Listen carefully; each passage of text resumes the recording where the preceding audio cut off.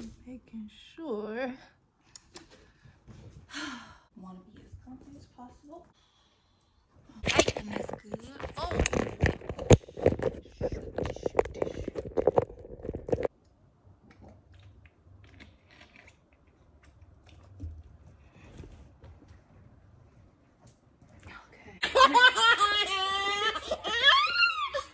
So, hey y'all, it's Key here, also known as Kiana, also I guess known as Finding Key.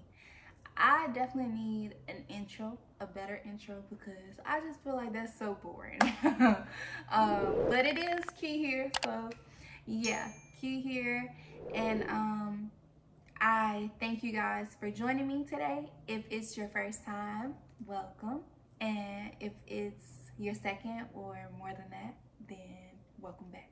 I appreciate you. I am going to be talking about something that is very personal, very really puts me out there, really puts me out of my shell, and adds a very vulnerable piece to my channel.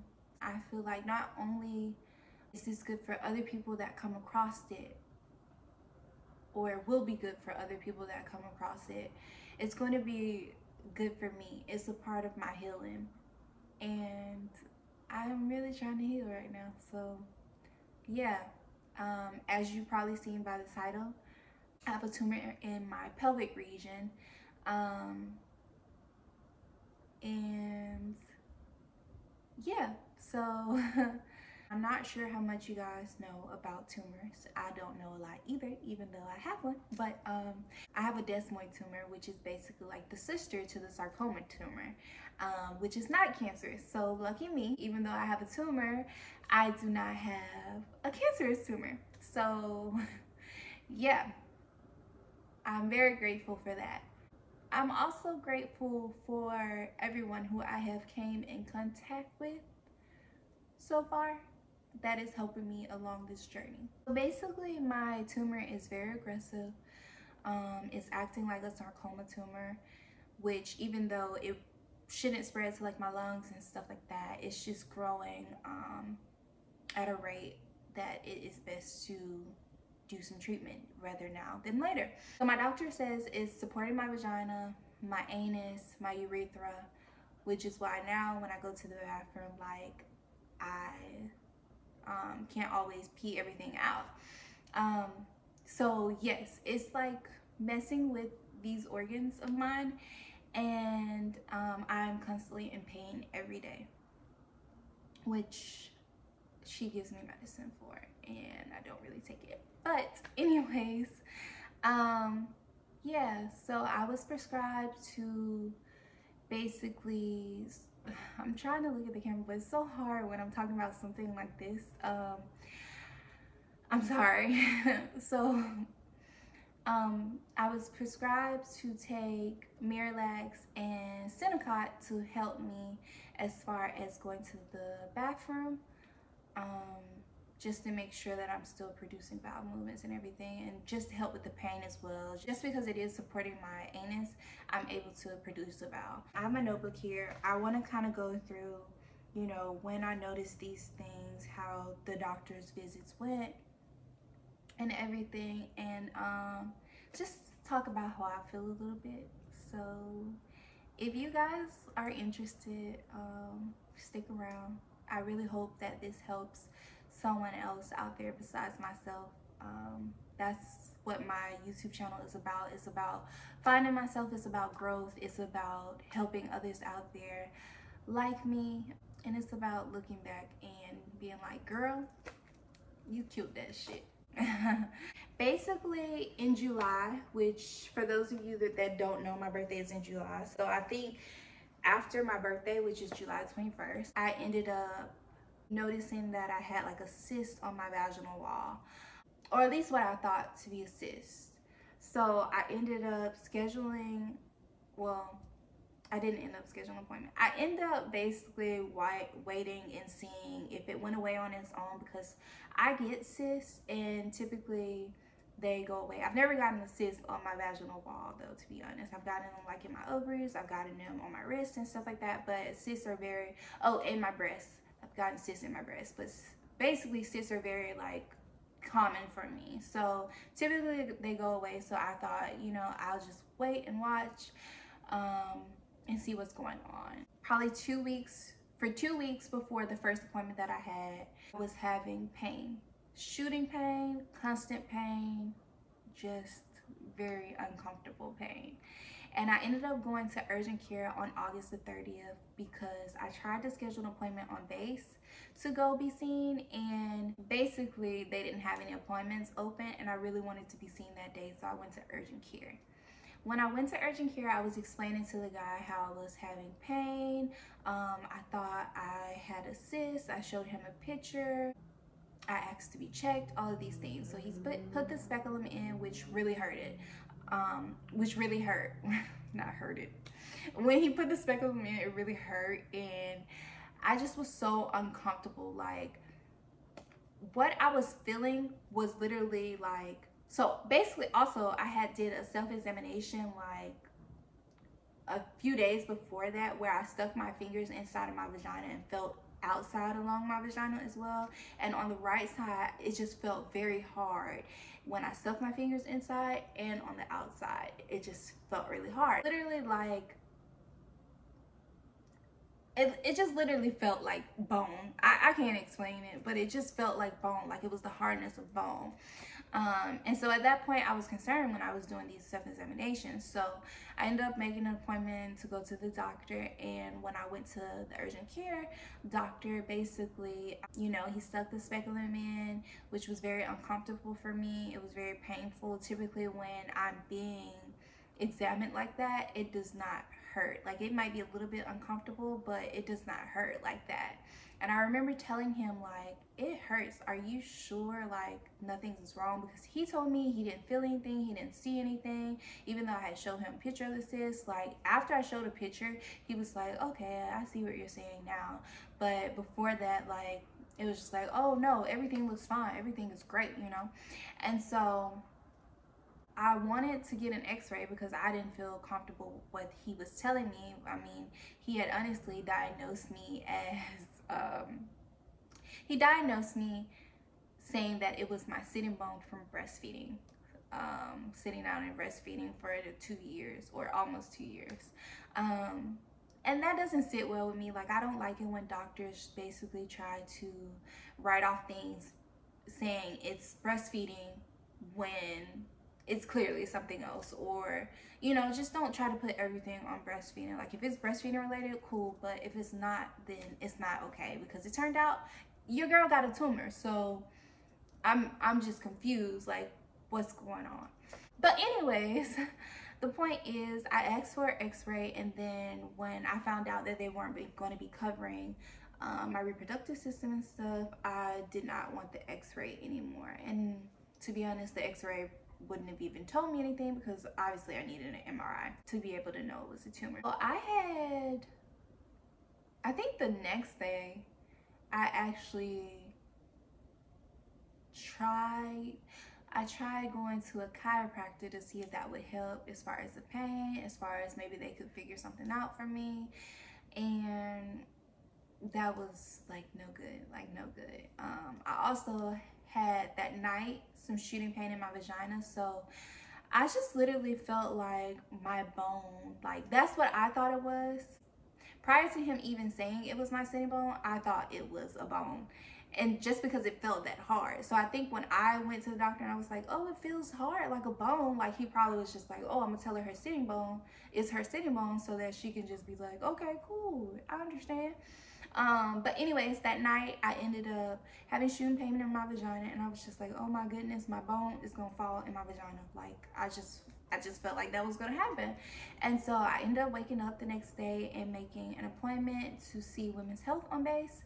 And when I went in, you know, she did a full examination of me. She felt, she did everything. And originally she told me that she thought it was going to be a ganglion cyst, which is what I thought, but she said typically those are a lot smaller, probably about this size or something like that. I can't remember. But she said she could literally feel whatever it was that's going on with me from the outside of my vagina to all the way up my vaginal canal to my cervix. And so even though at that time I'm just like, okay, something's wrong with me, I felt such a relief. Like, I can't express this enough. Like, it was just such a relief to know that something is like actually wrong and I'm not making this up in my head and I'm not, you know, going crazy. Because as a woman, I'm sure a lot of you can, like, you know, really vibe with me on this. You know your body. You know what's normal for you and what's abnormal for you. And for me, this was something very abnormal for me. And I just needed someone to basically, like, tell me, you know, it is, girl. It's something there. We don't know what it is right now, which I'm okay with. But it's something there and we're going to figure it out. And that's basically what she did. So I'm so thankful for her. She also ended up making me an emergent appointment to see an OB, literally like the next day. The OB, you know, stuck the speculum in. And at this time, like, it's still hurting each time they put one in. But he felt around and everything, and he told me that it was a mess. He told me that he had only seen 2 in his career in this specific area. And he said one was an older lady and she only had pain when she had sex. And so they didn't remove her because she only had sex like 2 times a year or something, he said. But for me, I was in constant pain every day. And so he ended up referring me to an oncologist, an OB oncologist specifically. She wanted to get an MRI done first before, you know, telling me XYZ.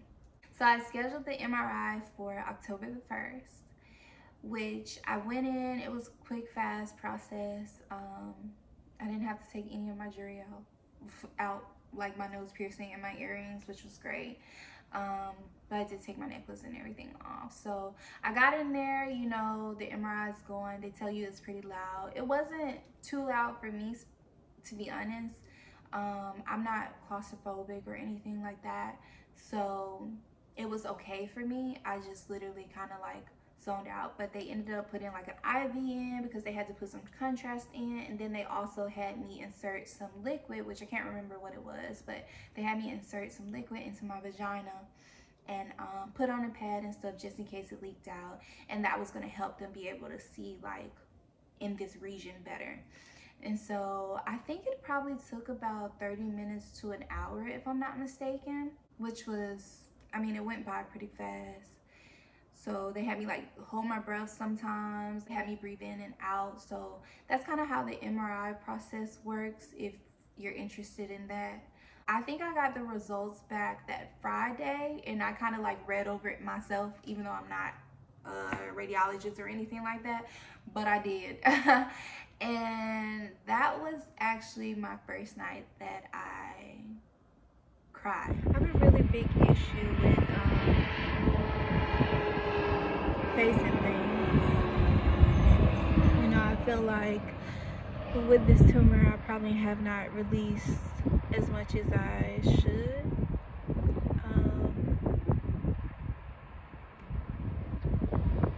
I've only cried twice, and that was once at my altar and once at the doctor's office. And I've probably been knowing about this for, I don't know, 2 months now, roughly, gauging. Maybe over 2 months, I don't know.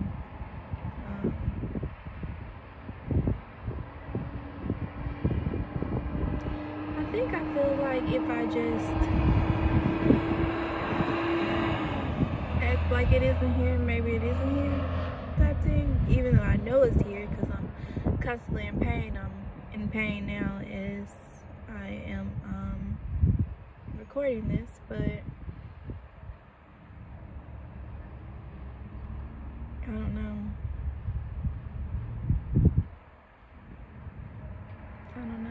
I don't know why I am afraid, I guess. Afraid to face it. Afraid to reach out to people who have what I have. I think sometimes I rather suffer in silence, which is not the healthiest thing. It's not the healthiest thing at all. And I know it's not, but I do it, and I'm so content with doing it. And I don't know why. I've been like this since I was younger. Since I was a little kid, I've always suppressed things and felt like I could kind of get through it on my own. And even now, I feel like crying. I feel it so deep, but it won't come. And it just hit me. And I think it was the thing of like reading it myself and not having anybody here with me, because my baby was with her dad that weekend and stuff. And I've really been trying to be strong for her. And so first of all, let me preface this with, I am a suppressor. I suppress things a lot, whatever I'm going through, and I really try to be strong for her. So like when I'm around her, I don't like to show as many sad emotions or talk about things that are negative.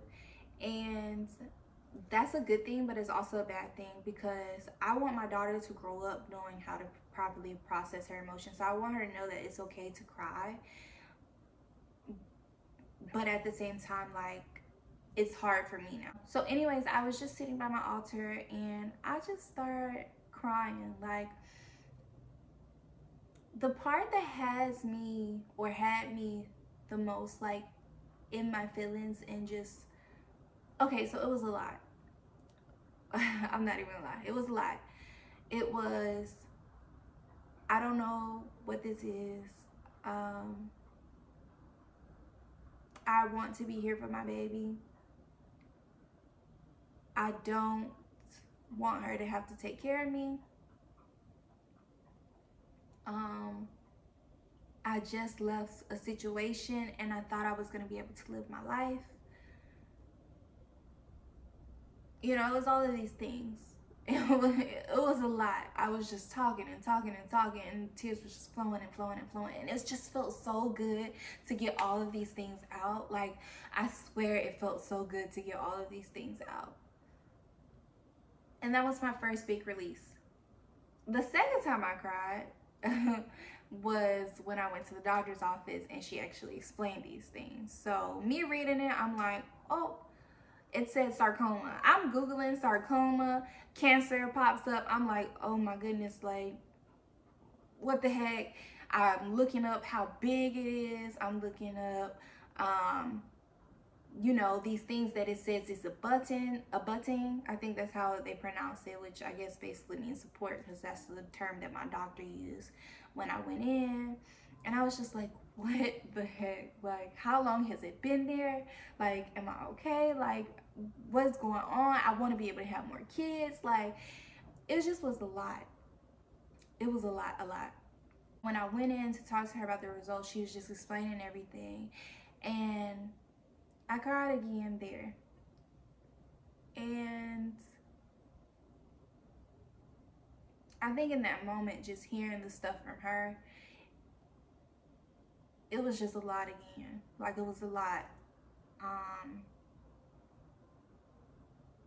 And mind you, like I said, I suppress things and I typically try to hold things in and feel like I can do it by myself. So yeah, it was a lot. So basically, she ended up explaining to me, you know, we don't know specifically what it is.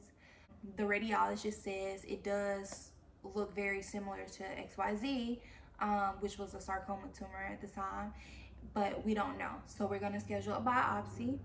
So the biopsy was scheduled for October the 12th, which is basically like a mini surgery. I was supposed to be there by 5:30 because the surgery was at 7:30. And so I went in and, you know, I went in, they asked me screening of questions, got the IV in. The anesthesiologist came in there and asked me some questions, basically told me what they were gonna be giving me. And then I was making sure that everything was still breastfeeding friendly because I am breastfeeding still. So yeah, basically, you know, I had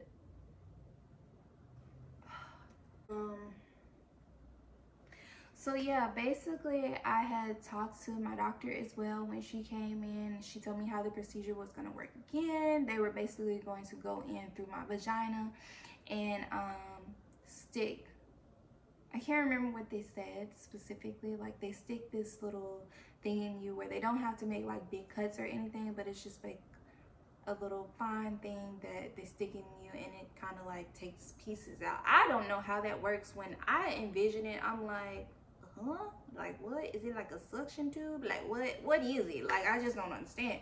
But it's something that does some magic and it comes out. And so she said she had got, like, after surgery, she said she had got some good pieces out. She sent them off until dang, what are those people called? I can't remember what their names are, so I'll probably put it down here somewhere. But she sent it off to be examined by a pathologist. Ah! Okay, so she sent it off to a pathologist, and basically they did their whole little examination of it. So then I didn't figure out what specifically it was until I didn't figure out specifically what it was until my doctor called me. So my doctor called me, told me that it was a desmoid tumor, and well, she had spoken with my mom previous or whatever, and she told my mom that it looked very hopeful from the pieces that she got. But when she spoke to me, she told me it was a desmoid tumor, which is basically like the sister to sarcoma. It doesn't spread, and it isn't like as invasive as a sarcoma, if I'm not mistaken, and it's not cancerous. Even though my tumor is very invasive and it is very aggressive to be a desmoid tumor, it is not sarcoma. With her telling me that, that was definitely some relief. My sister had said she had literally just had a patient in her OR which had a very similar story to mine, and she was hoping that it was the same outcome. And so my doctor ended up scheduling me for a PET CT on October the 15th, which I went to, and luckily there was nothing else abnormal in my body.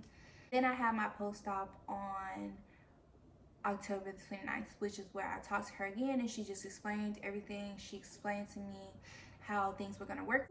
So she put my case up to a board. She spoke with the pathologist, radiologist, other oncologists. Like, she was speaking to so many people just to figure out the best way to go about, you know, removing this and make sure that I'm good and stuff. And so she wanted to speak to all these people before she actually gave me a game plan. The most recent, or the one before this most recent, when I talked to her about the game plan, she said possibly surgery. That is kind of where I'm at with things. I'm gonna close this notebook, get a little bit more comfortable, because yeah, this video, very informal. So I don't really know what else to say, guys. Yesterday, I didn't have my journal with me, so I ended up basically doing a video journal for myself because I was just experiencing a lot of emotions at that time. Well, I don't have my actual journal with me, and I feel like I'm always buying journals, so kind of feel like I wanted to talk. I joined some support groups for my desmoid tumor, and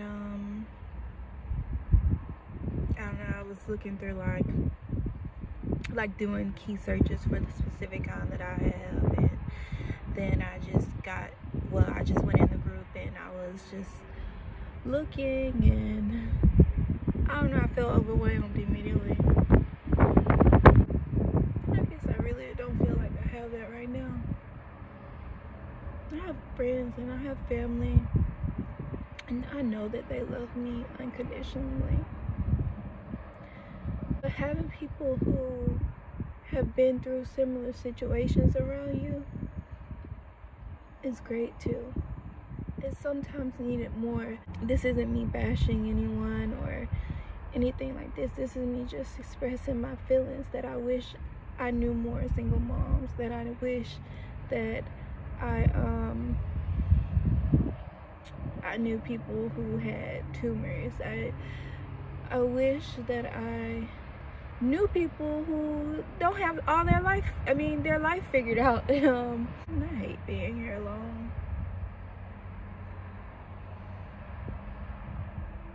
I'm not alone because I have my baby, but just I wish I had friends here.